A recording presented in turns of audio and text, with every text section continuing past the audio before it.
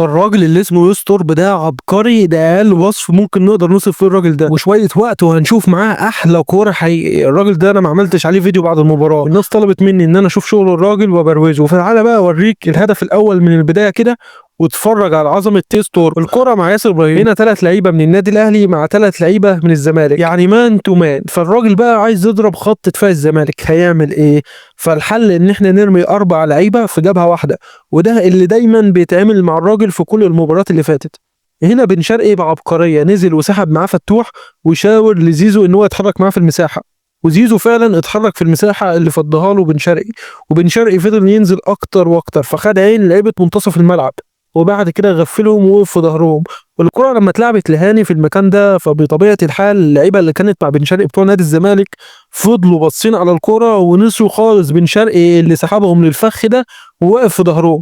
فهنا فتوح ساب مكانه، فجراديشار قرب شوية للعبة وسحب المان بتاعه، وتريزيجيه واخد تعليمات رغم ان اللعب في الجبهة اليمين واقصى الجبهة اليمين، لانه فضل مستريتش للملعب في اقصى الشمال على الخط عشان يفضل واخد الباك ومثبته معاه، فبالتالي يبقى في مساحات بين كل لاعب من الزمالك والتاني. فبالتالي بن شرقي غفل الشله اللي وقفت تتفرج على الكوره ونسيوا ان هم كانوا نازلين عشان يغطوا على بن شرقي، فبن شرقي سابهم وجري في المساحه اللي فتحها له تريزيجيه بانه فضل موقف معاها الباك وساب مساحه بين المساكين والباك وخلاه ما يضمش للعمق. فبالتالي العرضيه اتلعبت وبن شرقي سجل منها هدف مميز جدا.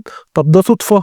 تبقى غشيم. ماتش سيراميكا نفس اللعبة تقريبا مع اختلاف بسيط في الفينش، الأهلي على الطرف اليمين ب4 لاعبين عشان يعملوا كثافة ويلخبطوا مدافعين الخصم ان هم يعني ما يكونوش عارفين يتحركوا مع مين وازاي. فبن شرقي بيستريتش الملعب اقصى اليمين، خد معاه الباك، فبالتالي مساحه اتفضت في ظهره بينه وبين المساك، فاتحرك في المساحه دي زيزو الحر اللي بيلعب حر يمين وشمال، فديانج لعبها لزيزو بباص عالمي في المساحه، فزيزو عمل عرضيه فبتساوي هدف. صدفه؟